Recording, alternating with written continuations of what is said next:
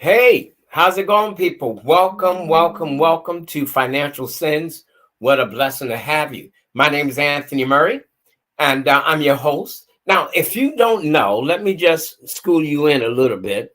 We did change a few things. Remember, we had 4 people hosting Financial Sins. That's changed, y'all.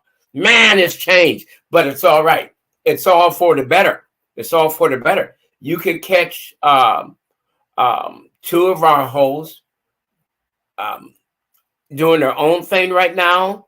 All right, they have a phenomenal show. You definitely want to try to look out for them. And Flo is still with us. But she's traveling. She's going to be traveling for the next couple of months. Then it'll be my turn to travel, right? And so we're going to do this thing so that you have a lot to watch and to learn. Okay, so today's going to be a really exceptional day. All right, and let me mention this. One of these days, we're going to have Tanya, who's one of our hosts, and Renetta come back as our guest. So they could tell us what they're doing, right? I know you guys would enjoy that. You love it. And you're gonna, oh man, you would really, really benefit. And you got to catch the show. I don't know the name of it. I think it's just Tanya and Rosetta. All right. But you want to look for it. It's on YouTube and it's on Facebook. So you want to check it out.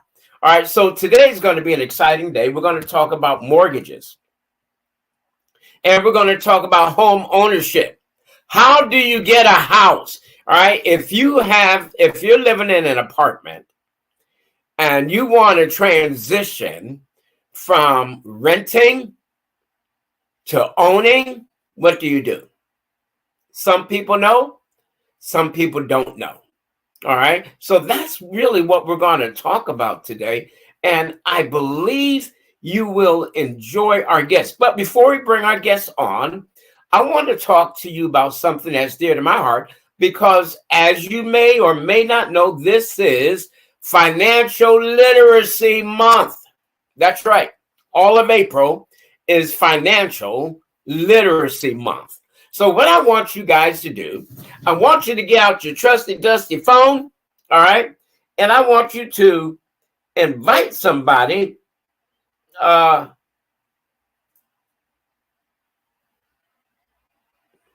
want you to invite somebody to the show today, okay?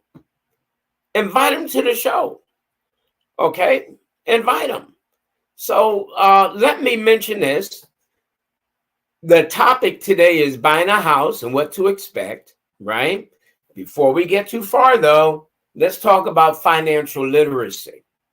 As you get older, and I don't know why, and this is going to be a question for my guest, as you get older, a lot of people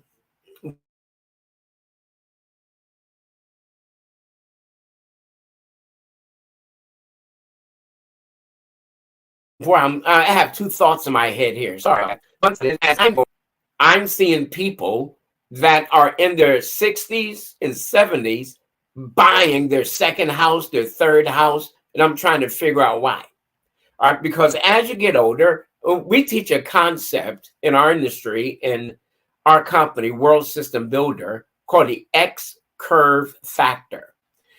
And that is simply saying we want you, as you're getting older, you should be accumulating money, but simultaneously getting out of debt.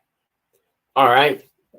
People tend to accumulate a lot of debt in their teens, post-teens, or 20s. And my generation,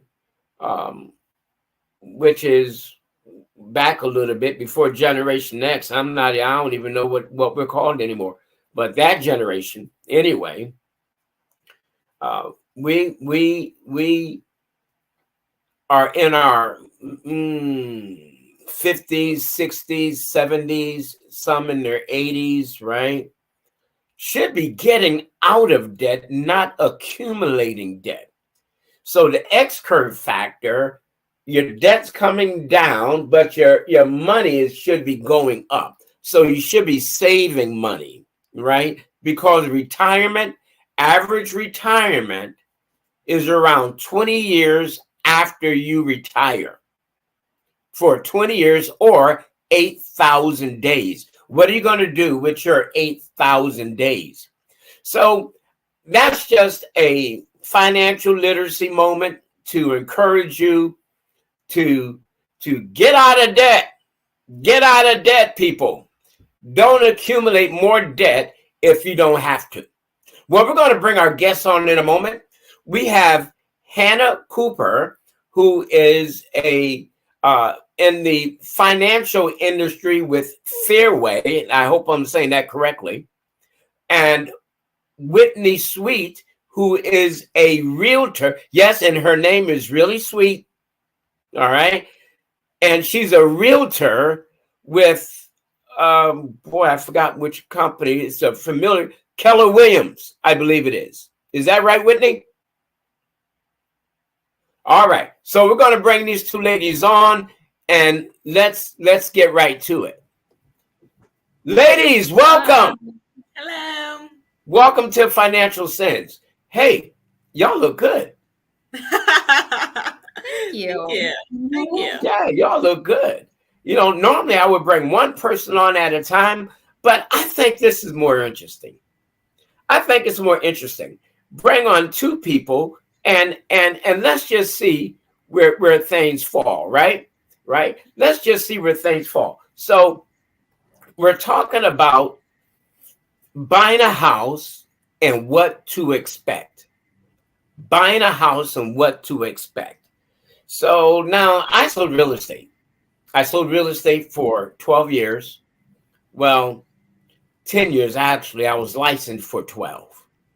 All right. And when I sold it, the rates were high. I mean, they were high. Now, people today think the rates are high. I don't even know what they are, but I think some of them may be at 6 or 7% or something like that. Well, add 10% to that, or add 13% or 14% to that. And that's what the market was like when I was selling real estate. Rates were 21, 18, 19, 20, 21%. If you went to the wrong lender, it may have been like 30% because maybe your credit was jacked up from the floor up. And usually that was like with a second mortgage, man, they just rip people off. So ladies, tell us, what is it that people need to do here? What's the first thing? First, do we go to Hannah first or do we go to Whitney first? If I'm interested in getting out of my apartment or I'm living with my parents and I want to get out on my own, what do I do first? I think you would come to me first. A lot of people don't understand that. They think they go to the agent first. Sometimes they don't. It's not really, you have to do one thing before the other, but you can't buy a house unless you have the money. So you could go to a realtor first. Right? Am I right, Whitney? A lot of people will come to y'all first and say, okay, well, how do I get the money for buying a house? Right. But lots of people, younger people that I'm dealing with, they don't know the money part of it first. So they're like, hey, I want to buy a house. And then we do a consultation and I tell them, hey, the first thing you need to do is find out how much home you can afford. So then I redirect them out to a lender that I am partnered with. Right. All right. So the first thing first is find out how much money. Yeah. How much money you could actually get. Okay. Yeah. All right, so let's talk about that. What goes into that?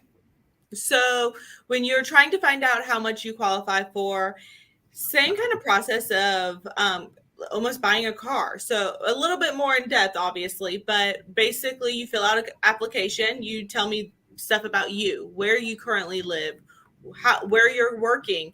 You obviously need some kind of income if you're expecting to pay a mortgage. I'll tell you the number one thing not to do. Do not Google it. Do not Google how to buy a house, because Wow. it's going to intimidate you, and it's a scary process, and it doesn't have to be. It does not have to be as complicated as Google is going to make it. All right, hold on a minute. Hold on. Let me stop you for a moment. Right? Right. Are you telling me that people actually Google how to buy a house? I mean, hey, look, I know Google's good for a lot of things, but buying a house, really? Yeah. Have you run into that? Well, we're going to back up a second. When you said that, I think you mentioned in your introduction that it's a little bit before your generation or whatever term you use. This generation Googles everything, literally everything. Hey, I cut my finger. What do I do? Hey, it's a very unique, interesting time where Google and technology is taking over. I'll just put it that way, because you would be surprised at things that people Google. Yeah. Wow. And granted, Google is correct in some aspects. They legally have to explain so much in depth, and that's not going to pertain to every single person. So you might Google something and they might say, hey, my credit score needs to be a 700. That's not true. Your credit score doesn't have to be exactly a 700 in order to buy a house. Different programs require a different credit score. We can get into that in a little bit, but the first thing you need to do is apply. So tell me where you're working, where you're living. We like to show a 2-year history. That doesn't mean you have to be in that house for 2 years. It just shows me, okay, you lived in this house for 6 months. Where did you live before that? I need to show that you've been living somewhere within the United States, or even outside of the United States if you have some kind of citizenship or something. But you need to show me that you've lived in a residence for 2 years. Okay. Same thing. So go right ahead. I'm sorry. Same thing with employment. The same thing with employment. You don't need to have the same job for 2 years. And I think that's another misunderstanding is people think, oh, well, I haven't worked at the same company for 2 years. That's not true. You need to show 2 years of steady income. So if I worked at a daycare and I switched and I started working at a bank, that's still 2 years. If there wasn't a gap there, you left a daycare to go work at a bank or somewhere else, you still have 2 years of W-2 based income. Okay. All right. And is that the main issue? The main issue is the W-2? No. I mean, obviously you can have other types of income. I've qualified people off of alimony or child support alone, but you have to show the consistency. So it just kind of depends on the borrower and their situation. Everyone has a unique situation. And so I can't say, oh, this will work for someone and not work for the other. So it just kind of depends. But as long as you're showing income, you are bringing money into your account regularly, it's consistent, and it's definitely going to continue for X amount of years, that's qualifiable income. All right. Yeah, we froze there for a moment. All right. No, that's understandable. You have to have that consistency with the income, knowing where, and the bank needs to know where it's coming from. Right. So what type of proof do you show? Like for, let's look at a hairstylist. All right. A lot of them are paid cash. Correct. All right. So how would they show proof? So with hairstylists or other, we call them self-employed borrowers. They have, typically they're paid out at 1099. If you own let's say you own the hair salon, typically you have a business license, obviously, to do such. And you should be creating a 1090, a profit and loss statement for your business when you file taxes, or you file some kind of Schedule C on your tax return. In those situations, if your tax return, if you own a business, let's say I own a hair salon. If I own a hair salon, and I'm filing it under a Schedule C, I'm claiming so much income, but I'm also writing a bunch of stuff off, right? Because I don't want to pay a big check at the end of the year. On your Schedule C, there's a line that says your net profit and your net losses for the year. I would say a good portion of the time, people write so much off that they technically claim a loss at the end of the year. Okay. Well, that's a huge problem because to me, you're not making any money. Right. So when you're talking about self-employed borrowers, if I'm showing on your Schedule C that you're not making any money, you took a loss for the year, I can't use that as qualifiable income because you wrote so much off. Some people, and that number needs to be divided by 12. So even if it is a positive number, and let's say it's $12,000, that says you only make $1,000 for the year. That means you can't purchase a $2,000 mortgage. Yeah. So if they're writing off a lot, then forget it. I mean, if I mean, not writing off a lot, but if they're in a negative, you know, they don't have any type of the profit's not showing.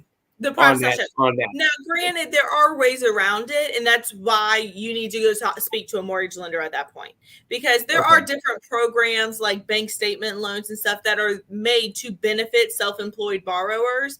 But I wouldn't even get into that unless you're self-employed, and I would take it straight to a mortgage lender because they're going to tell you what you need to do and what documents that you're going to need, because that is completely depending on the type of services that gets really messy. So I definitely recommend speaking to a lender in that aspect because there are ways around it, but everybody's going to be different. Okay. So there's ways around it. So they really just need to speak with a professional before they get too excited. Especially if they're self-employed. Correct. All right. So they should come and see you first before they go see Whitney. Because Whitney's the realtor. Correct. Whitney would need a pre-approval letter from someone in my profession when she puts in offers. Typically, not always, but usually they do, especially in our market that we've seen recently. All right. Yeah. When I got out of real estate, the approval letters were just really coming out. I mean, pretty much everything was word of mouth or by the phone. Yeah, I could call the bank and say, and I knew who the underwriters were. So I said, look, do they approve? How much are they approved for? You know, are they approved? You know, how much are, and so we didn't have approval letters per se. All right. And so it was a little different. And like you said, there's a lot. I mean, a lot or there's ways around everything for the most part, and legitimate ways too. So Whitney, when someone comes to see you, what's one of the first things that you need to speak with them about? In my buyer's consultations, I just talk about the home buying process and how everything works. Like she said, typically you would speak to a lender first, but lots of first-time home buyers do not know that. So that's where I come in and I do a 15 to 25-minute buyer's consultation, find out what they're looking for, and kind of just giving them just the basis, because that financial part of it can be the main piece. How much home you can afford is always what I stress. So they do come to talk to me first, but we can't get anything done unless they're a cash buyer. We can't get anything done until they speak with the lender. Do you run into a lot of cash buyers? Or do you run into them occasionally? Do you run into them, period? Occasionally I do. And they're more so investors. So they're looking at different price points. I've helped a couple investors buy to kind of flip or do Airbnb, short-term rentals, things like that. So unless you have a ton of cash, you're going to need to speak to a lender. Wow, unless you have a ton of cash, you're going to speak. All right, so now, when I was in real estate, there were things where you could put down, say, 25%, 30%, something like that, and there'd be no credit check. Do they still have things like that today? No, you are No. required. No, you have got to have a credit pulled. Okay. And that's another big thing that scares, I think, people away or keeps people from taking that next step. They're expecting that they think that their credit being pulled is going to affect their credit by a traumatic amount. They're like, oh, don't touch my credit. I don't want it to decrease.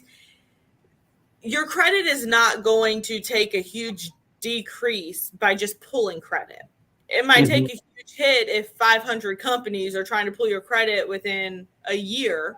But if you, every once in a while, just if you are trying to apply for a loan and you need to have your credit pulled, you have a small, like I would say about 60-day window where you can have as many people pull your credit for a mortgage as you need. If you're trying to shop around, you have 60 days to have people pull your credit and evaluate it without it taking a huge hit to your credit. You have 60 days. Explain that. What 60 days for what?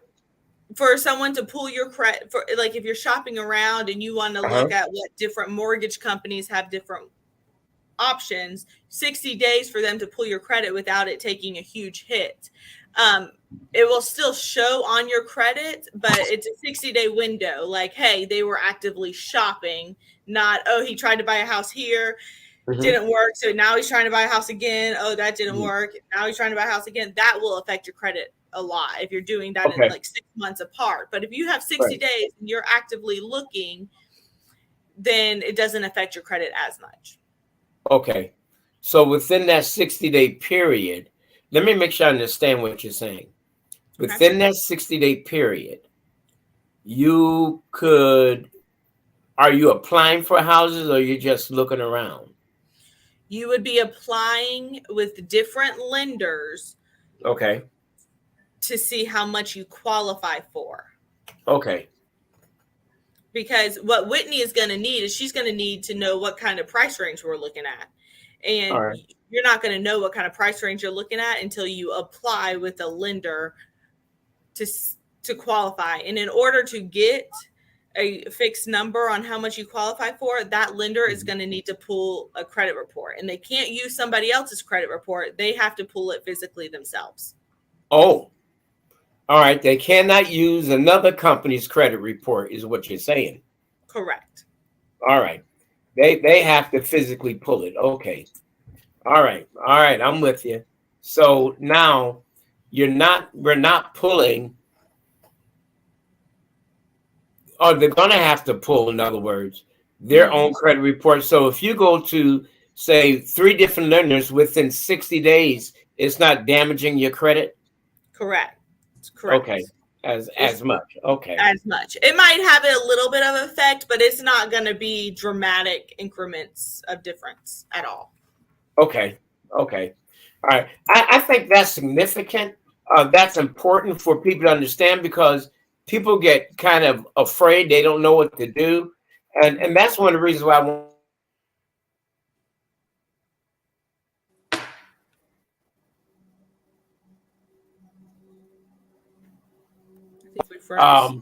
when it's really windy out there. Okay, we're back. All right, now Whitney, when somebody's with you and after you've done your initial interview, like how would your interview go for the most part? How would I interview go? Was that? Yeah, how would your interview, what would you say in your initial interview? I want to buy a house and I come to see you. What are you going to ask me? They say, I don't know where to start. And I said, well, you're making a good start because, you know, it's a goal that you're wanting to achieve. You did the right thing by contacting me first. And then I explain the process, like I said. Sometimes they say they'll give me a rundown. Oh, you know, I had this happen to my credit or I had that happen to my credit. So I work with lenders and I just ask Hannah if she offers to, if they aren't ready, if they know they're like 3 to 6 months out, once she runs the credit, she tells them, hey, if you pay this down, you can get pre-qualified for this much, or just different things to work on if they aren't ready at the time. Because that just doesn't, I don't want people when they reach out to me to feel that pressure.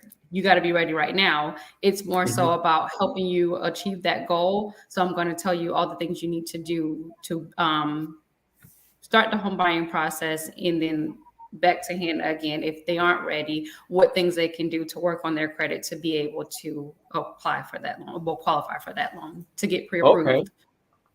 All right. All right. All right. Hold on one moment.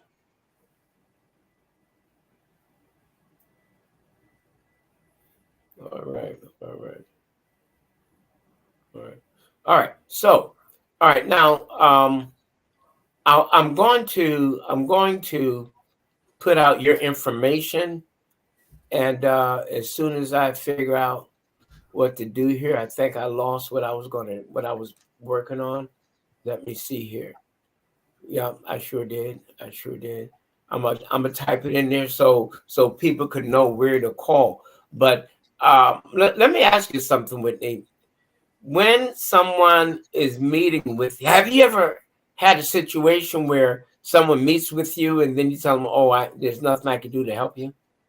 No, because Okay. that's not, I guess, I don't do that. I'm not going to bash another realtor, but if they aren't ready right now, I want them to know the things that they can do to be ready. Or even if I just shut them down, that's not going to be good on my reputation, because they're going to say, well, she wasn't even willing to help me. So I take more pride in my name being a brand that, well, I wasn't ready at the time, but Whitney, go see Whitney because she told me all the things that I need to do. So it's more, so I'm in this business to build relationships, not just, oh, you got to be ready right now to give me a call. That's not what I'm in the line of business to do. I don't want anybody to just be discouraged. This is one of the biggest investments that people are going to make probably in their whole life. Yeah, absolutely. Absolutely. I agree with that.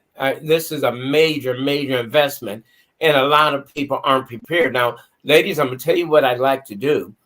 We're going to discuss a lot of things today, but then in around, I forget when, I think it's October. I think it's either September. I think September is another big month. Well, let me ask you, what are the big buying months? The first quarter, normally January through, well, the holidays. So from about November to February, March, it slows down, and then it picks back up in the spring, because lots of buyers that are ready are looking for their kids to be finished with school. So school is over in May here. So people who are relocating to come down, my busier months are from May, because they're not May, starting about in March all the way out to the summer. So from about March to August is pretty busy. March to August. Okay.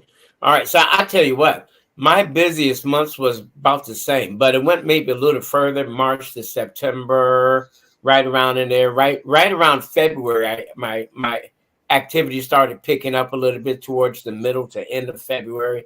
And then when spring hit, it just went crazy. Then summer, people like to go on vacation, of course, but I still had some really good activity then. All right. Now let's talk about designations. We're going to come back to what people need to do, because I met Hannah at an open house. Yeah. She was with a young lady, and they were just so professional. I said, man, that's the type of person I need on this show. Somebody that has that professionalism. I met Whitney. She was leaving a Dollar General. I was coming in, and she was just dressed like a professional. I had her name back. And so I was like, yeah, look at these folks. I really wanted to get Whitney into my business. That's what I really wanted to do. I was like, man, wow. So I said, I need these professional ladies on this show to help me talk about money and what people need to do. I talk to a lot of people, and I have a lot of people that still ask me questions about real estate because I sold it for so long. Now I'm in insurance or finances. I help people with retirement plans. I help people with budgeting. I help people I don't really help people get their credit squared away, but yet I do. You know, I'm not a credit repair person, but I can help them. I can give them some direction on things they need to do. You know, pull that credit report, and then I can show them things on there that they need to focus on and really work on, and I can help them get some areas in their finances in order. So when I ran into you ladies, I was like, man, these ladies are like 5 stars. You know, I need, you know, like a 5-star hotel. I need to get them on the show so they can talk about what people need to do. Because I've run into a ton of people that think the apartment life is the way to go. Now, nothing wrong with renting an apartment. Nope. Nothing at all. You know, you could avoid the lawn care. In most cases, you're going to avoid the maintenance, right? But it is nothing like ownership. There is nothing like ownership. You know, so tell me, Hannah, tell us about your qualifications, designations that makes you capable to do this job that you're doing. And how long have you been doing this? So let me start off by saying I might look professional and everything. I can't speak for Whitney, but I'm still human. I'm not perfect. And I think a lot of people, when they come through this process, they get intimidated. They feel like they have to have all of their ducks in a row. And we're human. I've made my financial mistakes. Believe me, I was not perfect. And I got into this field solely for the purpose that when I bought my very first home, it was the worst experience ever. And it was just lack of communication. I wasn't educated through the process. And I just wanted buyers, especially like I was back then, to experience and understand what they were getting themselves into. Because it can be intimidating. It doesn't need to be, but if you do have someone that's just really not communicating and you get, because you will at some point get 80 documents to sign and you feel like you're signing all this stuff, but you don't even know what you're signing for, that's not a good step. You need to know what you're signing. So I've been in this mortgage business. Obviously, I started out as an assistant and progressed into a loan officer, but I've been in this field for going on 3 years now, a little bit more than 3 years. Okay. I did take my real estate course actually before I got into mortgage. I just never signed with a mortgage company. I had my children very young, so I could not work off a commission. And I was like, well, we're just going to revisit this. So now I'm obviously in a different chapter of my life. And here we are doing mortgages. But all you need to qualify for a mortgage to be you need to show steady income. You need to show residency. You need to show all of these things. But like Whitney said, it's not a matter of, oh, you're not buying a house. It's a matter of when you're buying a house. It might not be this month. It might not be next month. But we can get you there. And it's just a matter of me and Whitney working as a team to get you there. I can't tell you how many people I've told that says, okay, we're not where we need to be yet, but let's work on these steps. Let's get you there. And I think holding their hands, like I follow up with my clients that are still in the process a few months later. And I think it's a matter of holding their hands, walking them through the steps and getting them to where they want to be. If they want to buy a house and buying the house is the ultimate goal, what are some things that we can adjust? Can we go down on purchase price, or are you set on having this amount of home? If you're set on having this amount of home, then we're probably going to have to wait an extra year before we get there. But we will get there at some point. All right. Wow. That's awesome. And now, when I was in real estate, I was a realtor. I took the test to be a broker, messed up. There was in 2 parts. I was in Connecticut. So I took the test twice. I passed one part, failed the other. The second time I took it, I failed the one that I passed the first time and passed the one that I failed. And I said, well, can I just put them to the... They said, no. They said, the way you have to do it, you could take one part and focus on that, and then take the other part. But if you take both parts together, then you got to pass both parts at the same time. And I was like, what? You've got to be joking me. So after that second attempt, I gave up. Now, that was back in 89, 90, in that range, somewhere back there. So did I see you say, wow, Whitney, with your mouth? Did I see you say, wow? Wow. Okay. Yeah, it's all right to say wow. So yeah, it was a while ago. And it was good. You know, it was good. I did not get my GRI designation or anything like that, but so Whitney, tell us about yourself. How long have you been doing this? My first job out of college, I graduated the University of South Carolina with my bachelor's in business administration. And my first job was an real estate agency. So I was just sitting there. This was back in 2017. I get bored really easy. I'm always looking for different things to do. So as the agents would be coming to me and they were explaining the things that they were going through, I was inputting their paperwork. I was just doing all the paperwork and stuff like that. So one day I was having a conversation with my husband, and I was just like, I'm just really bored. I'm just sitting here. And he's like, well, he's like, do you see a realtor? I think that you could do that because you're sitting here and, you know, you're in this field basically without being out in the field. So I said, yeah, that's interesting.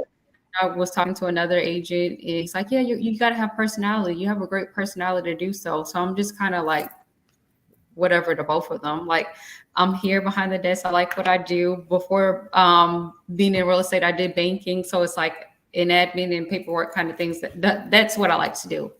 But thinking to myself, and I'm like, well, okay, I'll take a stab at it. So fast forward a year and a half, I took a crash course, and I'm just taking it so that I'll be able to do more to support my agents. And I ended up really liking it. So I started off being licensed in South Carolina. We then relocated to Georgia. So I have been licensed combined for about 4 years, but practicing in Georgia for 2 years. But I have partners throughout the US. So I work with people all over. Back to what you guys said, I think, Anthony, you mentioned, if people aren't ready, do you just say, no, I don't work with you? I like to compare myself to Chick-fil-A. I take pride in, I want to be like Chick-fil-A. My pleasure. How can I help you? I don't want to be McDonald's. So it's like, if you aren't ready, what can we do to get you to be ready? So when it's not just Whitney Sweet, the realtor, I look at myself as a brand. Like I said, I'm in the business to build relationships. I'm not just here to get, it's nice to get the pay at the end, but it's nicer that someone will refer me to a family or a friend. It's nicer to follow Sally, who was pregnant, and now they bought their first home. She's pregnant again, so she needs to upsize. Things happen. People need to downsize. I know you said that you're more so talking to people out of getting financially free in their later 60s. Some people want to retire by the beach at Tybee, so I'm not gonna. I don't think we would agree on those two things, because some people want to retire. We are talking people buy from 3 to 4 times in their life. So you have your first time home buyer. Life things happen. You have children. You want to upsize your home. Your children graduate. You want to downsize maybe, and then maybe you want a retirement home. So there's going to be lots of people buy more than one time. So if I'm doing an A+ experience that first time around and following up with them, not just because I got you to the closing table, but like I said, building relationships, I want to be a part of all 4 stages of that. All right. So yeah, I run into a lot of people.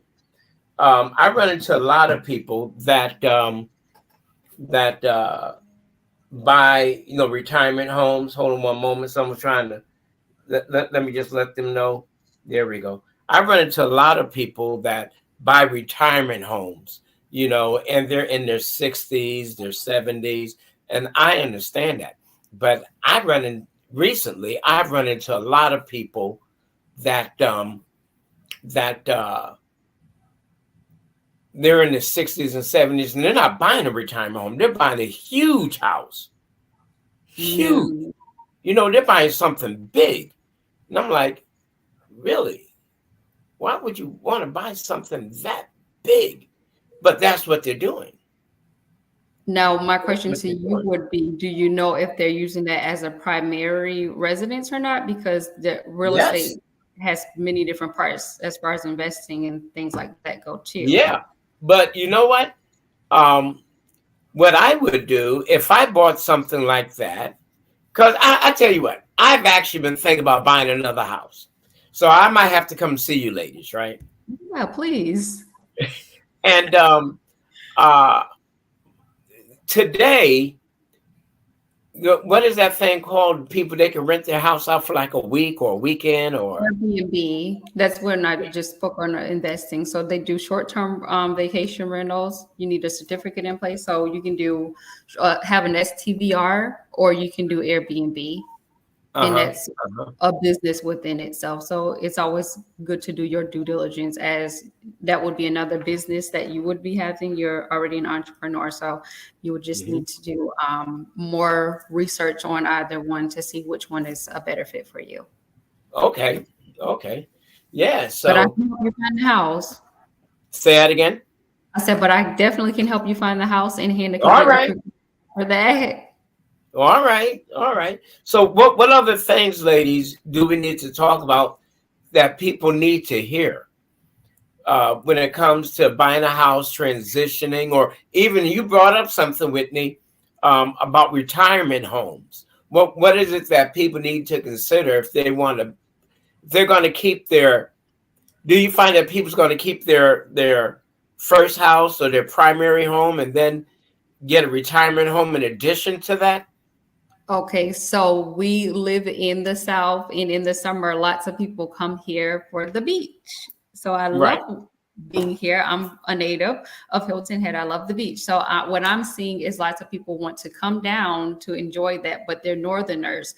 So it gets hot in the summer. It gets hot here, so they want to go back home. So they're doing, like I said, Airbnb or short-term vacation rentals because they only want to be here for the summer months when it's hot and enjoy the beach. But then once it's colder, they want to go back up north, or vice versa. Some people want to get away from the cold, and some people want to go back to it because they miss the snow or various reasons. So everybody's different. All right. So what else would you say about mortgages, Hannah? So I want to actually say two things. One, the amount of people that keep their first house that they purchase, their first mortgage, is very small. Very small. Most people will refinance at some point or outgrow their current home or change careers, or they're buying. It is a very small percentage of people that actually keep the very first mortgage that they have. Even if they keep that house, that house and buy another one as an investment or something, chances of them refinancing that home is very high, which leads me into my next thing is everyone wants to base everything off of an interest rate. And that is completely understandable because that is a portion of your payment and you don't want to pay a high portion. But you can refinance. Refinancing is going to happen at some point. Like I just said, you're going to need to refinance. All right. Most of the people I'm dealing with right now think that we're going to see 2% again because it was like that 2 years ago. We had a pandemic. A lot has happened in our economy that we did not expect and not plan more, the chances of us seeing 2% again are very, very small. And they feel like because we saw them for a full year, that might be the new normal. And it's not exactly true. All right. All right. So what are the rates now? It just depends. A lot of people would say a conventional, if you're putting more down, your interest rate would be lower. That's not true. Right now, we're seeing a lot of government loans like FHA, VA, USDA, all of those kinds of loans where you're actually putting less down, have a lower interest rate. So it just depends. I would average between maybe 6.5 to 7.5, depending. Obviously, your credit score and all of those things are going to affect your credit. How much debt you have versus how much money you make, that's going to affect your interest rate. All of those things affect your interest rate. Okay. All right. Hold on a minute. I was listening to something you said. We're not going to go back down to that 2%. The rates right now are all over the place. The highest you've seen right now is what? I've seen in the 8s, but that's only because if someone's trying to buy an investment property or something, some of those interest rates can be higher. They could have really bad credit. It's really hard to justify what interest rates you're going to have unless you have your credit pulled and your income ran. All right. All right. So the credit is going to make the difference for the interest rate. Your credit and your income. We call it DTI. It's your debt to income. How much money you owe versus how much money you make. So if you're making $2,000 a month and you're paying $1,000 in bills every month, that's a high debt to income. Not to mention, we have to add on what your projected mortgage is going to make. That's going to affect, you're at a higher risk at that point. So that's going to affect your interest rate because you're more risky. You have a lot of debt that you're going to have to pay. It's not going to have as an appetizing interest rate. Okay. All right. Now, what is USDA? That sounds almost like I'm buying some beef or something. What is USDA? USDA is a loan program that is eligible to certain borrowers, and you can look it up on the USDA website.gov. But it is a certain loan program that is provided by the government where you can put in the state of Georgia, where you can put as little to no money down. It has very strict DTI percentages that you have to follow. You cannot make too much money, and only certain areas qualify for that loan. So if you're trying to buy a house in the middle of the city of Savannah, you're not going to qualify for USDA. They're more geared towards rural areas. So really surrounding areas that are less populated.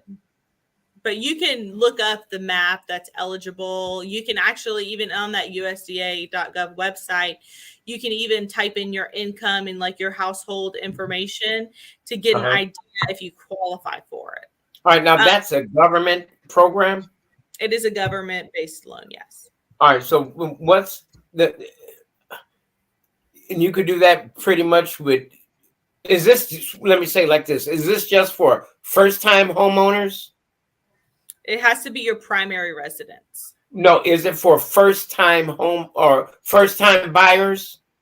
Not necessarily. Okay.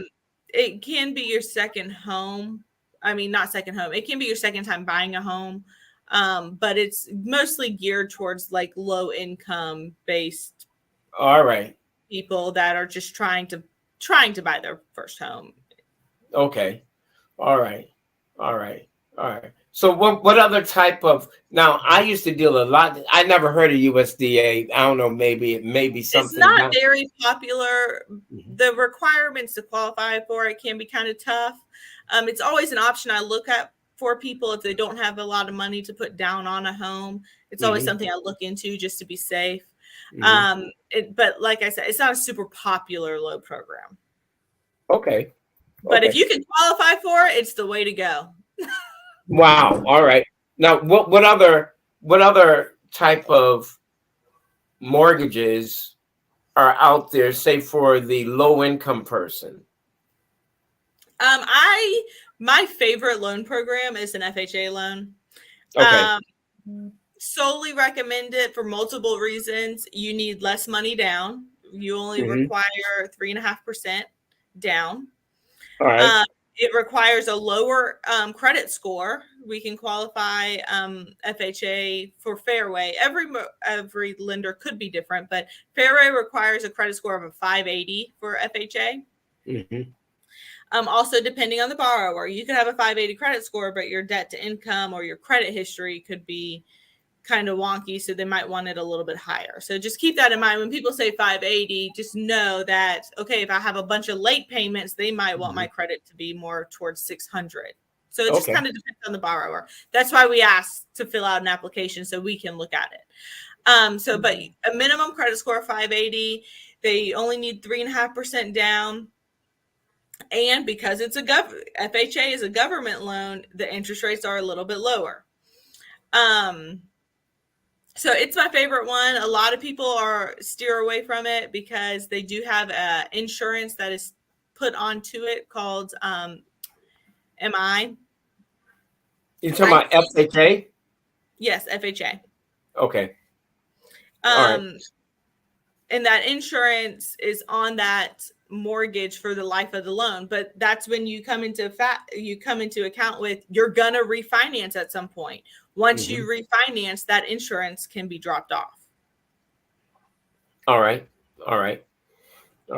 Now, you're with Fairway Mortgage Company? Fairway Independent Mortgage Corporation. Okay, Fairway Independent. I just want to make sure I'm trying to tell the people independent. Independent Mortgage Corporation. I'm gonna abbreviate things a little bit. All right, now let me ask you something, Miss Whitney. How do you deal with people? Have you had to deal with people that, because I ran into this now selling mortgages. They really didn't qualify for a house. I tried programs like Hannah was saying. We just couldn't get them. So I had to help them find a good apartment. Have you ever had a situation like that? Or what do you do if you tried everything to help them get a house and nothing happened? Well, see, you're different. You are probably more polished than I ever was when I was in real estate. Oh. And there's so much available today that you may have more options than I did back then. All right. FHA has been around for a long time. I had FHA. And hey, listen, this is one thing that people better realize. After so many years of having FHA, you could go back to your bank. And after that, I forget how many years the requirement is now, and tell them to take that off because you don't need it anymore. You know what the time? So that's no longer the case. If you're gonna put if you're gonna put 3.5% down, you have to refinance the home in order to get that taken off. All right. If you do put 10% down, it does fall off after 11 years. After 11 years. Okay. You are required to put 10% down in that case. Okay. All right. Wow. All right. So we're learning something today. So let's go back. Let's go back to Whitney for a moment because we're running out of time here. Talk to me, Whitney. I'm looking for a house. Do you ever deal with, are you licensed to sell in more than one state? I am. So I'm licensed in South Carolina and Georgia. Those are the two states that I actively working, but I can help someone in just about any state, because if I can't, I know I have a friend that's in that state or something. So like I said, my business works heavily on referrals and word of Mhm. mouth. That's like my number one thing. I tell everybody what I do. That's my sphere of influence. People won't know to use you if they don't know what you do. So I practice that heavily.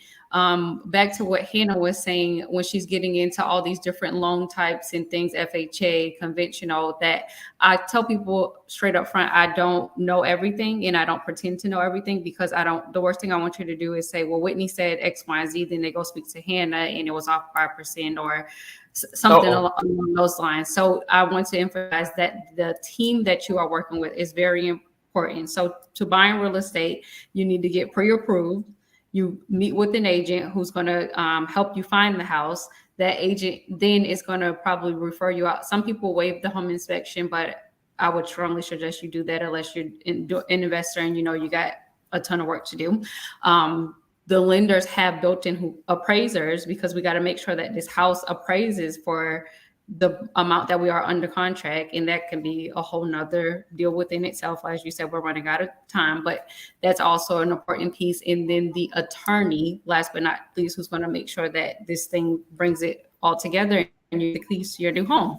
So the team that you work with is very important. Even if you don't want to work with me, I understand, personalities are a thing, but I hope that I can help you buy a home.